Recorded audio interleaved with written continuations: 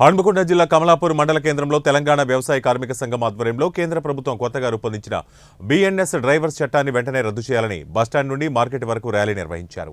ఈ సందర్భంగా వారు మాట్లాడుతూ కార్మికులకు కనీస వేతనం 25,000 రూపాయలు ప్రకటించాలని, గ్రామ పంచాయతీ సిబ్బందికి పని భద్రత కల్పించాలని, కార్మికుడి దినసరి సగటు కూలీ 600 రూపాయలు ఇవ్వాలని తెలంగాణ వ్యవసాయ కార్మిక సంఘం జిల్లా ప్రధాన కార్యదర్శి గుమ్మడి రాజుల రాములు డిమాండ్ చేశారు. ఈ కార్యక్రమంలో కమలాపూర్ మండలాధ్యక్షులు దేవరాజు లత, గ్రామ పంచాయతీ కార్మికులు, డ్రైవర్స్ పాల్గొన్నారు. పని భద్రత కల్పించాలి, కల్పించాలి. గ్రామ పంచాయతీ సిబ్బందికి పని భద్రత